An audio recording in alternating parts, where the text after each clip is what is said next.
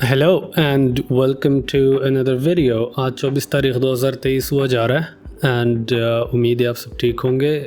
काफ़ी अरसा हो गया दरमियान में कि मैंने दोबारा वीडियोस बनाना छोड़ दी हैं, बट अभी कुछ कंटेंट है जिसके बारे में एक्टिवली सोच भी रहा हूँ और जो मैं कर भी रहा हूँ। And so this is going to be the next series of videos जो कि मैं प्रेजेंट कर रहा हूँ। आई होप कि ऑडियो रिकॉर्डिंग ठीक चल रही है, बिकॉज़ अभी तक जितने भी वीडियोस मैंने रिकॉर्ड किए हैं उनमें हमेशा ऑडियो का एक मसला रहता है मेरे साथ प्राइमरीली। आज 24 अगस्त 2023 हुआ जा रहा है एंड एक बहुत बड़ी ख़बर आज के दिन में यह है कि इंडिया ने चांद पे जो अपना एक लूनर लैंडर भेजा था, एक प्रोब भेजा था, they were actually successful in landing it. उन्होंने सक्सेसफुली लैंड कर लिया है उसको near the south pole of the moon.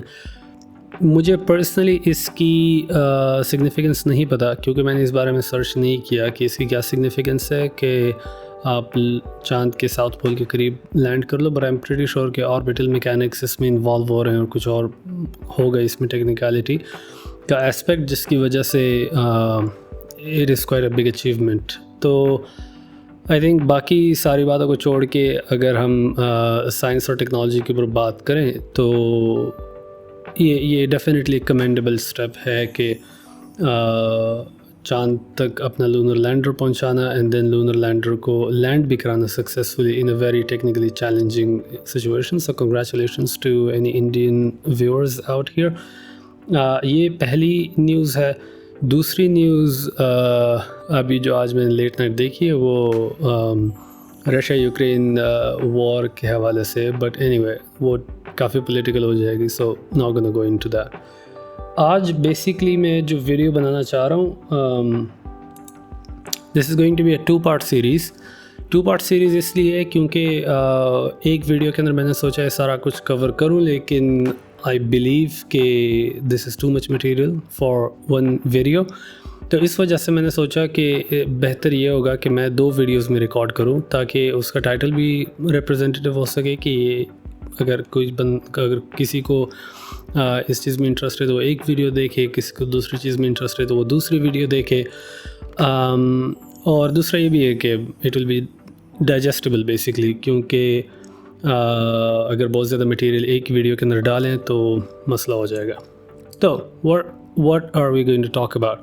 आज की वीडियो में we are going to talk about startups, everything that you need to know about startups. और इस पर्टिकुलर वीडियो में आई एम प्लानिंग कि ये वाली जो वीडियो होगी this will be a two part series. So ये this one is going to be the part number 1 and then I am also hoping कि इंशाल्लाह इसके बाद पार्ट नंबर 2 भी होगा। एंड देन उसके बाद अगर आप लोगों के और कोई क्वेश्चंस वगैरह हो तो हैप्पी टू आंसर देम।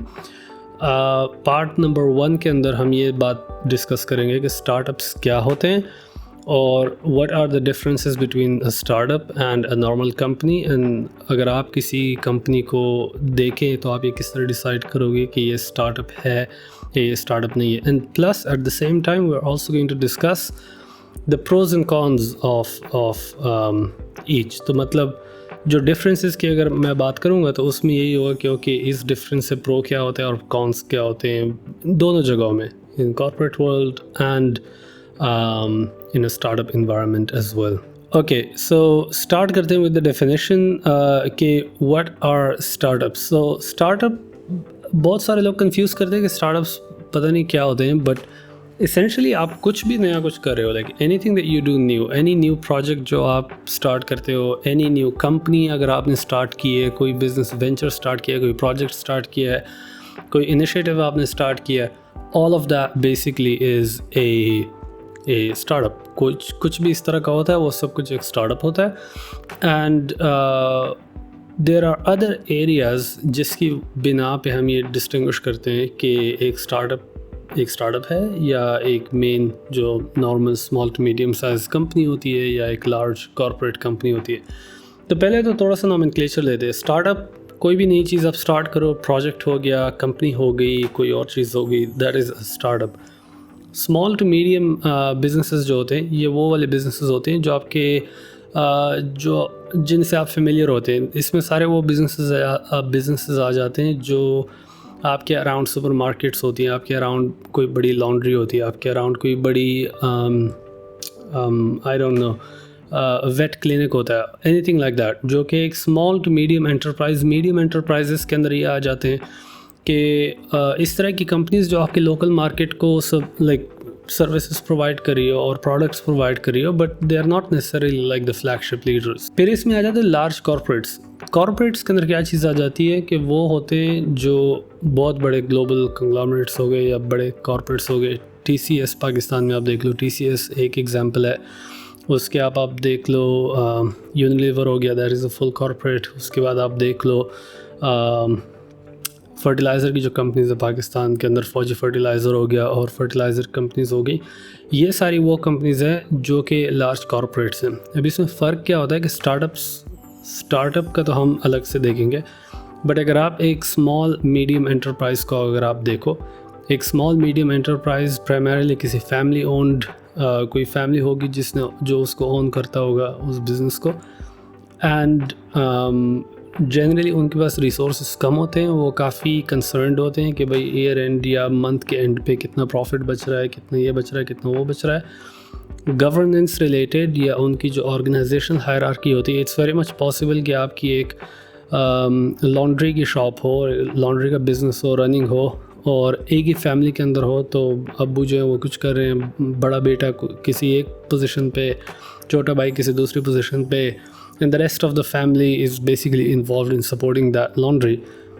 इसको हम स्मॉल एंड मीडियम एंटरप्राइज बोलते हैं क्योंकि इसका जो कॉर्पोरेट स्ट्रक्चर है वो बेसिकली एक फैमिली का एक स्ट्रक्चर है। लाइक फैमिली आपस में खुद अपने आप के साथ लगी हुई है, and they are trying to enable that business, but उसका कोई ऐसा एज सच वो नहीं है कॉर्पोरेट ऑर्गेनाइजेशन, कोई एक ह्यूमन रिसोर्स की टीम उसके पास नहीं है। They don't have a large number of people, a large number of employees, and so small to medium enterprises में प्राइमरली ये चीज़ आ जाती है। अगर आप इवन इंडस्ट्रियल साइड पे भी जाओ, SMEs में, स्मॉल टू मीडियम एंटरप्राइज में, उसके अंदर भी ये बात आ जाती है कि आपके पास इस तरह की कंपनीज बहुत सारी होंगी जो कि बहुत ज़्यादा प्रोडक्ट्स भी बना रही होंगी और बहुत ज़्यादा मार्केट भी उन्हें कैप्चर की होगी, बट उनके 3 इंजीनियर्स इधर कुछ लगे होंगे और उनके 4 लोग उधर कुछ लगे होंगे और कुछ सेल्स वाले भी होंगे, and all of that. We are not going to talk about SMEs at all.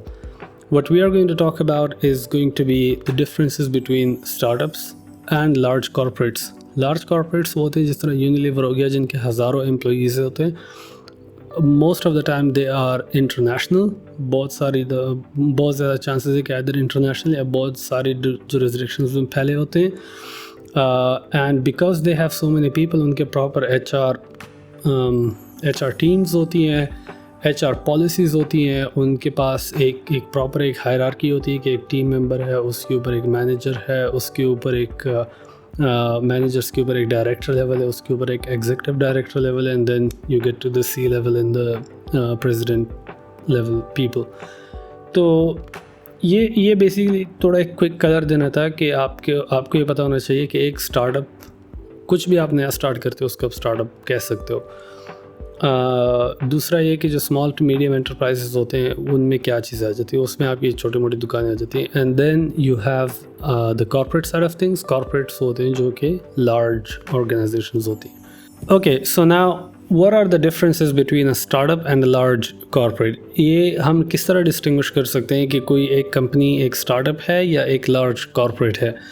इसमें पहली जो बात आ जाती है वो ये आ जाती है कि Airbnb को हम देख लेते हैं एज अ स्टार्टअप. Airbnb एक वक्त में एक स्टार्टअप था. There was a time when Uber was a startup. There was a time when Apple was a startup. जब वो गैराजेस में थे and like you know they have few number of people. Mark Zuckerberg की story आप देख लो, उसने Stanford या Princeton, Stanford I believe, Stanford में उसने स्टार्ट किया फेसबुक को. एंड इनिशियली वो अपने घर के अंदर ही उसने अपनी टीम बिठाई हुई थी, एंड वहीं पर ही सारी डेवलपमेंट भी होती थी, वहीं पर ही सारा कुछ कंपनी का चल रहा होता था. सो फेसबुक, गूगल, अमेज़ॉन, Airbnb, ये सारी वो कंपनीज़ हैं जो कि हिस्टोरिकली स्टार्टअप के फेज़ में थी, बट नाउ ये grown up corporate type companies हैं. तो एक तो ये बात भी देख लो कि स्टार्टअप अगर आप हो तो in the life cycle of a startup ये बिल्कुल पॉसिबल है कि आप वो स्टार्टअप फेज से निकल के आप आगे कॉर्पोरेट दुनिया में ट्रांजिशन कर जाओ. सो जो भी डिफरेंसेस अभी हम बताएंगे ये प्राइमरीली अप्लाई होते हैं जो early stage of a startup है, जो कंपनीज़ हैं जो कि उस फेज़ में, जो कि अभी बूटस्ट्रैप कर रही हैं, जो कि अभी अपना प्रोडक्ट डेवलप कर रही हैं, जो कि अभी आगे आना चाह रही है। ये सारे डिफरेंसेस प्राइमरीली उस स्टेज पे अप्लाई होते हैं, बट कुछ इस तरह के भी डिफरेंसेस हैं जो कि लार्ज कॉर्पोरेट लेवल पर भी अप्लाई होते हैं, और वो हम डिस्कस करते हैं। Number 1 is bootstrapped. पहला जो डिफरेंस है वो ये कि बूटस्ट्रैप्ड, जो आपके जो स्टार्टअप्स होते हैं उन जनरली ये होता है कि उनके कोई फाउंडर्स होते हैं, कोई एक फाउंडर होगा, कोई 2 फाउंडर्स होंगे, कोई 3 फाउंडर्स होंगे, वो साथ मिल के पार्टनरशिप में एक प्रोडक्ट या एक सर्विस बेसिकली लॉन्च करते हैं। एंड बिकॉज बूटस्ट्रैप का ये मतलब होता है कि मतलब आपके पास जो भी अवेलेबल रिसोर्सेज हैं उसमें जितना कुछ भी हो सकता है आप वो करते हो। अगर आपके पास पैसे अवेलेबल हैं तो आप मार्केटिंग करोगे, अगर आपके पास पैसे अवेलेबल नहीं है तो आप मार्केटिंग भी नहीं कर पाओगे। All of these different kind of things. तो बूटस्ट्रैप्ड का बेसिकली ये मतलब आ जाता है कि इनिशियली आपके पास पैसों की बहुत ज़्यादा कमी होती है, आपके पास एक सस्टेनेबल बिजनेस मॉडल नहीं होता। ऐसा नहीं होता कि आप बस चलते जाओ एंड लाइक पैसा ही पैसा है। तो स्टार्टअप्स जनरली आर बूटस्ट्रैप्ड। अगर आप एक मल्टीनेशनल कंपनी को देख लो, जिस तरह यूनिलीवर हो गया। यूनिलीवर अगर पाकिस्तान में एक्सपैंड करना चाहता है तो यूनिलीवर पहले पूरी एक फाइनेंशियल फिजिबिलिटी रिपोर्ट लिखेगा, वो बाकायदा एक असेसमेंट करेगा कि पाकिस्तान फाइनेंशियली फिजिबल है नहीं है, किस तरह का टैलेंट है, किस तरह के प्रोडक्ट मार्केट है, किस तरह की प्रोडक्ट हम इधर लॉन्च कर सकते हैं, टारगेट कंज्यूमर क्या है, ये वो फलाना ढिंगराना। And then ultimately when they conclude all that feasibility, उसके बाद वो फाइनली जाके उनके पास ऑलरेडी फंडिंग अवेलेबल होगी, उसके बाद जाके वो अपनी एक टीम डिप्लॉय करेंगे और वो टीम पाकिस्तान का ऑफिस क्रिएट करेगी। स्टार्टअप के पास ये लग्जरी नहीं होती। स्टार्टअप के पास एक नया सेटअप करने का जो प्रोसेस है उसको सपोर्ट करने के लिए बहुत लिमिटेड रिसोर्सेज होते हैं। उनके पास इतनी ज़्यादा पैसे, इतनी ज़्यादा फंडिंग इन सम इंस्टेंसेस होती है, बट इन मोस्ट इंस्टेंसेस नहीं होती। सो पहला डिफरेंस ये है कि बूटस्ट्रैप्ड होते हैं स्टार्टअप्स।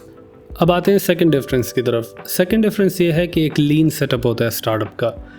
इसको आप इस तरह समझे कि एक लार्ज अगर कंपनी, आप यूनिलीवर को ले लो, आप कोई भी मल्टीनेशनल कंपनी जिसे आप वाकिफ़ हो उसको ले लो, उसमें आपके 10 किस्म की टीम्स होती हैं। उन टीम्स के अंदर 10 किस्म के लोग होते हैं।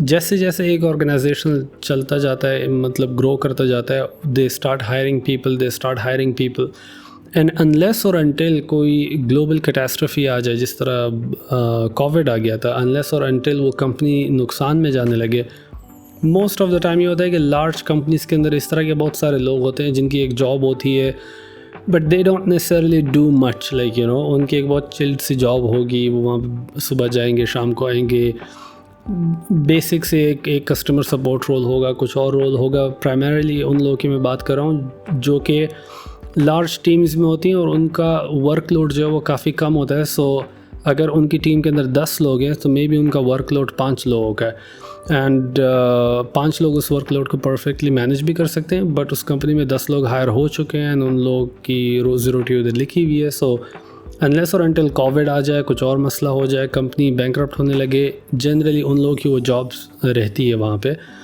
Now compare that to a startup environment कि जिसमें स्टार्टअप में अगेन आपके फाउंडर्स होते हैं, आपके डिपेंडिंग अपॉन कि आपको फंडिंग मिली, आपको फंडिंग नहीं मिली, आपके फाउंडर्स होंगे, आपके शेयर होल्डर्स होंगे। शेयर होल्डर्स ने तो कुछ काम करना नहीं है, तो आपके फाउंडर्स ही सारे बेसिकली काम कर रहे होते हैं। एंड बिकॉज आपके जो फाउंडर्स होते हैं वो शेयर होल्डर्स को आंसरेबल होते हैं, शेयर होल्डर ने पैसा दिया होता है, एंड फंडिंग इज़ समथिंग जो कि अगली वीडियो के अंदर मैं कवर करूँगा। आपके जो फाउंडर्स होते हैं वो शेयर होल्डर्स को अकाउंटेबल होते हैं। शेयर होल्डर्स उनसे पूछ सकते हैं कि यार हमारा पैसा तुम किस तरह इस्तेमाल कर रहे हो, कंपनी के अंदर क्या हो रहा है, क्या नहीं हो रहा। तो एक शेयर होल्डर अगर एक रिस्की डिसीजन ले रहा है और एक शेयर होल्डर अपना पैसा एक बहुत रिस्की सेटअप में डाल रहा है, वो शेयर होल्डर कभी भी एक्सेप्ट नहीं करेगा कि आप इस तरह के लोगों को हायर करो जिनकी जॉब एक बंदा कर सकता है बट आपने उधर 4 बंदे हायर किए हों। तो इस वजह से स्टार्टअप्स जनरली बहुत लीन होते हैं। लीन से मुराद ये है कि एडिशनल बर्डन उस स्ट्रक्चर के ऊपर नहीं होता। अगर इनिशियली अगर आपके फाउंडर्स हैं, आप एक बंदा CFO है और दूसरा बंदा आप CEO हैं, तो जो CFO होता है उनका पूरा काम ये होता है कि फाइनेंशियल स्टफ़ को संभालना बिज़नेस का। उसके अगेंस्ट जो आपका CEO होता है उनका ये काम होगा कि आपके प्रोडक्ट की वैल्यू प्रोपोजिशन डेवलप करना, आपके प्रोडक्ट की सेल्स, आपके बिज़नेस डेवलपमेंट, आपकी फंडिंग सिक्योर करना, वो पूरा सारा कुछ आपके CEO की ज़िम्मेदारी होती है। अब अगर इनको ये लगता है कि हमारी सेल्स का टाइम हमारे पास नहीं है and we actually need someone for sales, सिर्फ और सिर्फ वो तब जाके सेल्स का कोई उठाएंगे ताकि उनके टीम में सिर्फ वो लोग हों जिनकी बिल्कुल अशद तरीन ज़रूरत हो, वरना एक्स्ट्रा किसी को भी वो लोग नहीं रखते वहाँ पे, जस्ट बिकॉज एक स्टार्टअप को शुरू में बहुत ज़्यादा फंडिंग और रिसोर्स की ज़रूरत होती है। तीसरे नंबर पे जो चीज़ आ जाती है वो ये है कि फ़्लैट हायरार्कीज़ को आप इस तरह समझें कि अगेन आप एक बैंक को ले लें। एक बैंक के अंदर ऊपर CEO लेवल के लोग होते हैं, उनके नीचे वाइस प्रेसिडेंट लेवल के लोग होते हैं, उनके नीचे असिस्टेंट वाइस प्रेसिडेंट लेवल के लोग होते हैं, उनके नीचे डायरेक्टर लेवल के लोग होते हैं, फिर मैनेजर लेवल के लोग होते हैं, फिर टीम लीडर्स होते हैं, फिर फाइनली एंड पे आके वो इंडिविजुअल सेल्स वाले लोग होते हैं जो कि मार्केट में बाहर जाते हैं, कस्टमर का फीडबैक लेते हैं, कस्टमर साथ इंगेज करते हैं, वो असल जो काम बेसिकली सारा करते हैं। इससे ऊपर वाली जो चेन्स होती हैं, जैसे जैसे आप इस चेन में ऊपर जाते रहते हैं, यहाँ पे डिसीजन मेकिंग कम होती रहती है और मार्केट के साथ टच भी काफ़ी कम होता रहता है। तो इट्स वेरी अनलाइकली कि कल को किसी बड़े बैंक के CEO आपसे डायरेक्ट आके बोलेंगे कि सर आप प्लीज़ हमारा क्रेडिट कार्ड या लोन का जो प्लान है वो ले लें। इसमें होता ये है कि दिस स्ट्रक्चर वर्क्स प्राइमरीली अगर आपके पास बहुत सारे लोग होते हैं, जिस तरह हज़ारों की तादाद में एक बैंक का अगर स्टाफ हो, तो यस आपको उनको किसी तरीके से एक हायरार्की में रखना होगा टू मेक थिंग्स रन। लेकिन इसका एक डाउन साइड ये आ जाता है कि अगर मैं एक सेल्समैन हूँ और मैं मार्केट में जाता हूँ और मुझे कोई कस्टमर इस तरह का फ़ीडबैक देता है जो कि मुझे लगता है कि बहुत इंपॉर्टेंट है, तो मुझे पहले वो फ़ीडबैक का केस खुद प्रिपेयर करना पड़ेगा, फिर उसको अपनी टीम लीडर के साथ शेयर करना पड़ेगा। फिर अगर मेरे टीम लीडर ने कहा कि हाँ दिस इज़ समथिंग इम्पॉर्टेंट, फिर वो ऊपर जाएगा मैनेजर के पास। अगर मैनेजर को भी लगा कि हाँ दिस इज़ इम्पॉर्टेंट, फिर वो ऊपर जाएगा डायरेक्टर लेवल के पास। एंड करते करते करते by the time this reaches the CEO level, जो कि डिसीजन मेकर्स होते हैं, इसमें 8 से 10 महीने भी लग सकते हैं और इवन पोटेंशली मोर। बहुत सारे ऑर्गेनाइजेशंस में बहुत स्लो कम्युनिकेशन फ्लो होता है अपवर्ड्स। एंड सो अगर हम एक स्टार्टअप की बात करें, स्टार्टअप के अंदर इस तरह नहीं होता। स्टार्टअप के अंदर मैं रिसेंटली नोआ केगन की वो देख रहा था, स्टोरी देख रहा था यूट्यूब पे, इन विच ही डिस्क्राइब्स के वो इनिशियल डेज़ में फेसबुक में काम कर रहा था, during the initial days of Facebook and the initial days of his career as well. तो वो एक ही फ्लोर पे होते थे, मार्क ज़करबर्ग भी उधर ही होता था एंड नोआ भी उधर ही होता था, and everyone is basically on the same floor working. कोई भी नया आइडिया आ रहा है, कोई नया फीडबैक आ रहा है, कोई नया कुछ आ रहा है, डायरेक्ट जाके मार्क से बात करो और डायरेक्ट जाके डिस्कस करो उनसे बेसिकली जाके। तो ये इसको बोलते हैं फ्लैट हायरार्की। फ्लैट हायरार्की का मतलब ये है कि मैं CEO हूँ, आप सेल्स के हो, ना मैं आपसे ऊपर हूँ ना मैं आपसे नीचे हूँ, आप भी मेरे लेवल के हो। आओ बस आके बात करो, डिस्कस करो डायरेक्ट, ताकि हम क्विक डिसीजन कर ले सके, ताकि हम क्विकली जो भी फीडबैक आ रहा है, जो भी चेंजेस चाहिए, जो भी एक मार्केट का एक रिस्पॉन्स आ रहा है, हम उसको क्विकली एक्शन कर सकें एंड मेक श्योर कर सके कि हम कंपटीशन से आगे रह पाएंगे। सो फ्लैट हायरार्कीज़ होती हैं जनरली स्टार्टअप्स के अंदर। ये तीसरा डिफरेंस आ गया। और चौथा इसी का ही अगेन एक डफटेल है कि फ्लूइड स्ट्रक्चर का अगेन ये मुराद है कि आप उसी बैंक में देख लें, अगर आप उस बैंक के अंदर एक सेल्समैन है, it is going to be very very difficult और almost impossible for you to switch from that sales position to an asset management position for example. क्योंकि बैंक के अंदर हर एक जॉब की जो जॉब डिस्क्रिप्शन होती है वो बहुत एग्जैक्ट तरीके से स्पेसिफाई हुई होती है, क्वालिफिकेशंस होते हैं, बहुत ज़्यादा पॉलिटिक्स होती है, ये होता है वो होता है। And what ends up happening is कि अगर मैं एक सेल्समैन हूँ बट मुझे लग रहा है कि यार I can be very good at asset management और मेरे पास क्रेडेंशियल्स और क्वालिफिकेशंस हैं, then it just makes the whole thing very very difficult. However अगर आप एक स्टार्टअप के अंदर हो एंड आपको लगता है कि यार आप आज सेल्स में but you can be very good in marketing और एसेट मैनेजमेंट, बिकॉज आप एक ही फ्लोर पे फ्लैट हायरार्की में CEO के साथ भी आप इंगेज कर सकते हो, आप अपने जितने भी सी लेवल डिसीजन मेकर सारों के साथ आप इंगेज कर सकते हो। अगर आप उनको शो करो कि यार आपका असल में एप्टीट्यूड है मार्केटिंग की तरफ, आपका असल में एप्टीट्यूड है एसेट मैनेजमेंट की तरफ, चांसेस आर कि if the CEO wants his business to succeed और वो आपके अंदर पोटेंशियल देखता है, they are going to allow you to do that. तो एक फ्लूइड स्ट्रक्चर होता है, हर बंदा हर काम में हेल्प भी कर सकता है, हर बंदा हर काम की ओनरशिप भी ले सकता है। एक कॉर्पोरेट के अंदर ये एक एटीट्यूड बहुत कॉमनली पाया जाता है कि ये हमारा मसला नहीं है, ये उस टीम का मसला है, उन्हीं को सॉल्व करने दो। एक स्टार्टअप के अंदर इस तरह नहीं होता। इनफैक्ट एक स्टार्टअप के अंदर जो कल्चर उन्होंने डेवलप किया होता है, और ये ज़्यादा बात आ जाती है कल्चर के ऊपर। एक स्टार्टअप के अंदर उन्होंने जो कल्चर डेवलप किया होता है वो इस तरह का होता है कि वो इंसेंटिवाइज करता है आपको कि आप अगर एक प्रॉब्लम देखते हो तो आप उस प्रॉब्लम को ओन करो और आप उस प्रॉब्लम को सॉल्व करो, एंड उस प्रॉब्लम की सॉल्यूशन की रिपोर्ट आप बेसिकली बाकी ऑर्गेनाइजेशन के साथ शेयर करो, ताकि हर किसी को पता चले कि यार आपने क्या कंट्रीब्यूशन की है। एंड सो ये फ्लूइड स्ट्रक्चर, ये चौथा बेसिकली डिफरेंस आ जाता है। सो अगेन क्विक रिकैप, पहला नंबर ये कि बूटस्ट्रैप, दूसरा नंबर ये कि लीन सेटअप, तीसरा नंबर ये कि फ्लैट हायरार्कीज़, चौथा नंबर ये कि फ्लूइड स्ट्रक्चर, पांचवा ये कि लो on formalities in bureaucracy. Low on formalities in bureaucracy, again अगर आप एक बड़े कॉर्पोरेट के अंदर है, बड़े कॉर्पोरेट के अंदर एक वीकली एक मीटिंग होती है, आप उस मीटिंग के अंदर एक एजेंडा प्रिपेयर करते हो। Going back to that example which I gave कि अगर मैं एक सेल्समैन हूँ बैंक के अंदर, मुझे कोई मार्केट का किस तरह का रिस्पांस मिला है जो कि मैं समझता हूँ कि ऊपर लीडरशिप को पता होना चाहिए, तो होगा क्या कि मैं टीम मैनेजर के साथ जाके टीम लीड के साथ जाके बात करूँगा। टीम लीड हफ्ते बाद मैनेजर के साथ जाके बात करेगा, मैनेजर हफ्ते बाद अपने मैनेजर के साथ जाके बात करेगा। एंड चांसेस आर कि अगर किसी और टीम का कोई ऐसा एजेंडा है जो कि हमारे साथ कॉन्फ्लिक्ट में, फिर शायद वो बात उससे ऊपर जाए ही ना, तो बहुत ज़्यादा ब्यूरोक्रेसी और फॉर्मेलिटी होती है। तो स्टार्टअप्स के अंदर ये चीज़ भी प्राइमरली कम होती है। अगला डिफरेंस ये है 4, 5, 6 difference, low on job security. ये किस तरह का है कि sort of more like a con of the fluid structure and the flat hierarchy and the lean setup, इन सब का मिला के एक कॉन्सिक्वेंस है इसका। लो ऑन जॉब सिक्योरिटी इस वजह से कि अगर आप एक कॉर्पोरेट में देखते हो, कॉर्पोरेट एक बहुत बड़ी ऑर्गेनाइजेशन होती है, उनका एक बहुत स्ट्रॉन्ग फाइनेंशियल सेटअप होता है, उनके जो फंड्स होते हैं वो बाकायदा प्रॉपरली ऑर्गेनाइज्ड होते हैं। एंड इस वजह से अगर 5 लोगों का काम 10 लोगों की टीम भी कर रही है तो ठीक है, कंपनी को मसला नहीं पड़ता है, एज लॉन्ग एज बिज़नेस चलता रहे। कंपनी को इतना मसला नहीं होता कि आपने 5 लोगों के बजाय 10 लोग हायर किए हुए हैं। 9 out of 10 times business will continue.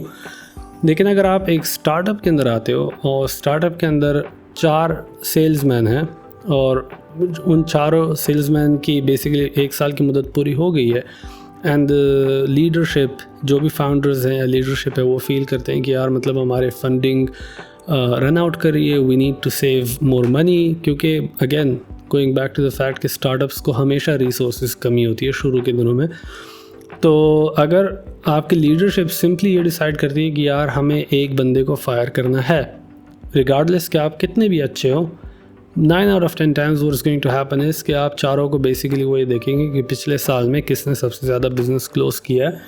And आपकी शायद फैमिली में खुदा न खास्ता कुछ मसला हो गया हो, आपकी सेहत ख़राब हो गई हो, आपकी कुछ और मसले हुए हो, आपके कस्टमर्स ने एंड टाइम पे आपको कुछ मसला दे दिया, whatever might have happened, chances are कि अगर आपने 10 डील्स क्लोज किए हैं और आपके कोलीग ने 14 डील्स क्लोज किए हैं, वो उस कंपनी में रह जाएगा एंड आपकी बेसिकली जॉब सिक्योरिटी एक क्वेश्चन में होगी। So essentially startups because of their nature कि वो कितना कंपेटिटिव होते हैं, वो कितना फास्ट मूविंग होते हैं, एक फ्लूइड स्ट्रक्चर में होते हैं, एक फ्लैट हायरार्की होती है, वो CEO को भी अपनी टीम का पता होता है कि कौन क्या कर रहा है, किस तरह कर रहा है। एक बहुत ही ज़्यादा स्क्रूटिनाइज्ड और एक कट थ्रोट एनवायरनमेंट होता है एक स्टार्टअप के अंदर।